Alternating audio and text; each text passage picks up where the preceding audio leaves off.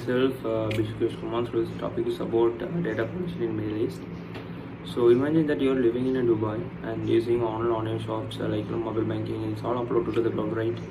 So, but do you ever stop to think where your data goes? Who's protecting it? In today's connected world, data protection isn't optional; it's an essential. In this video, we'll explore the Middle East in adapting to this reality with new laws and stronger data privacy frameworks.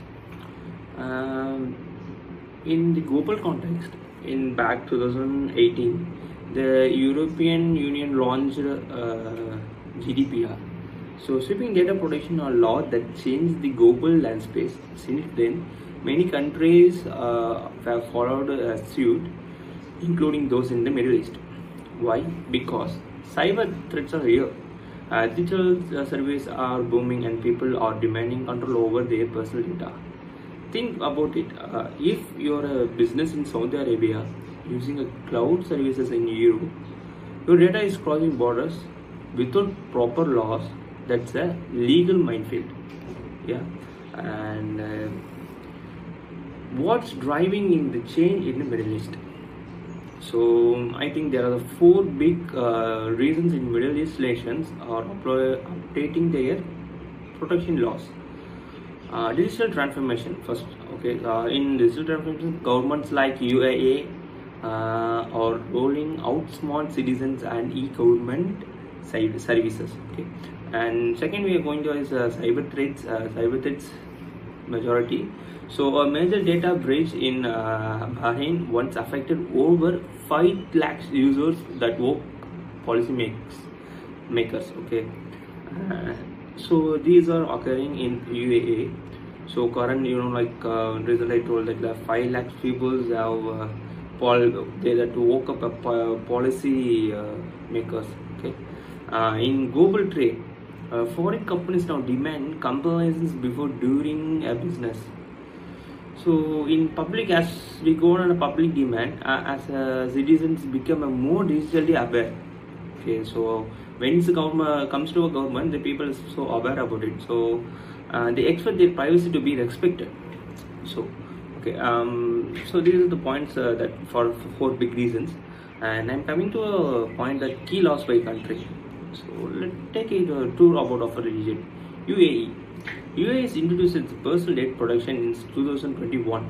It's quite smaller to GDPR, requiring a clear consent, data protection officers and privacy policies. So we come to the Saudi Arabia.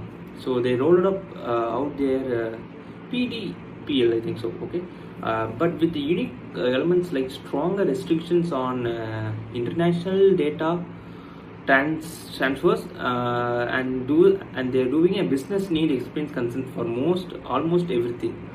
And we are coming to Qatar. Qatar was a pure. They passed their law way back in 2016. It was the first in the GCC.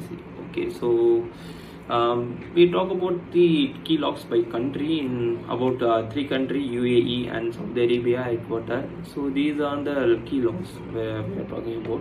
So how do these compare to GDPR? So let's make a quick comparison. For example, under the GDPR, if your data is leaked, the company must report it within 72 hours. The same goes for UAE and Bahrain. But in Saudi Arabia, the rules are a bit stricter, and violations can mean jail time. And while GDPR allows the international transfers with the safeguards, Saudi law limits transfers unless they are very specific permissions. So GDPR allows the international transfers with safeguards, but Saudi is having a limit transfer unless very specific permissions.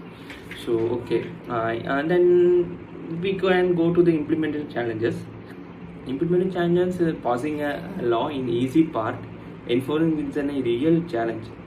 Let me give you an example. A tech company's requirers had no clue that the transfer protection law applied to them. Why? Because it had not been properly communicated. See, if we have to know the privacy policy, we have to know that if you go on a website, if you want to buy something, or you want to do a subscription or whatever it may, it will ask you privacy and policy. In that, they will clearly give what are the reasons should be ticked, or what are the reasons should be we are selected, what will happen when we share the data, how they will receive our data, users ID, whatever they will, because some of the website will connect our Gmail, right? So in this time, they will also give a privacy and policy thing.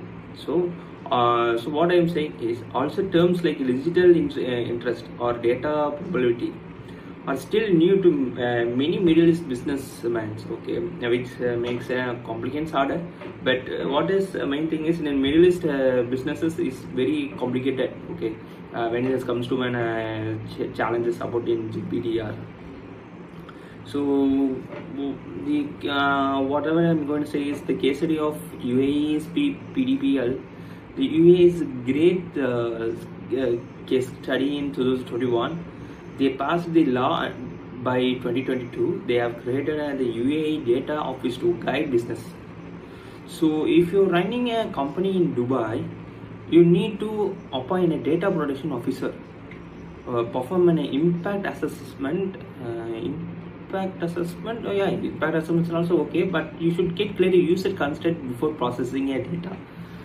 If you are based in a free zone, you are not explained unless you are in a DIFSA or ADGM, which have their own privacy rules. The US is also educating companies through toolkits, websites, webinars, making compliance easier. So USA also educating some companies with like pure knowledge about the like protection in tool users, websites, and webinars. It's UA is educating companies like that. So in future of data protection in this region, what's next, and a few trends to watch. First one comes is AI and data synthesis. So countries are beginning to ask, how should AI system use personal data? So we know AI is growing in every field, even in software developing, web developing, backend, frontend, whatever it may be. The AI is bigger than we thought.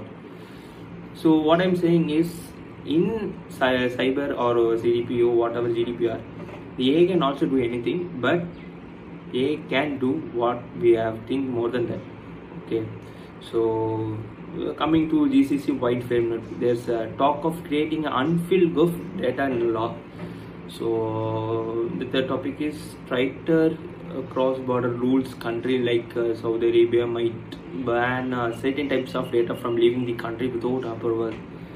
Yeah, absolutely. A country will ban that whatever data is transferred without the payer permission, it will get banned automatically. Okay. So what businesses should do? So what if you are a business operating in this region? What should you do? Step 1: audit your data. What do you collect and why? So if you audit your data, why do you collect? Why? That's a pair questions that you have to know that. So step 2: update your privacy notices and clear context. This is the main thing when you're doing a business, or you're doing creating a website, or you're doing like whatever you're going to create in this world with an internet or any other thing. You have to give a clear explanation in privacy policy and consent, because if anything happens in the future for the user, it's not applicable to the company or business, whatever it may be. The privacy policy is only to help you to know what the problem is. So there should be a policy, privacy and policies and consent. So step 3: train your staff. Training our staff, okay. Step 4: work with legal experts to ensure you are aligned with country laws, and I will tell you conclusion and takeaway. So the Middle East is no longer playing catch up. It's building a strong, smart data protection laws. If you're working with digital tools, handling customer data, or simply browsing the web, understanding this space is essential.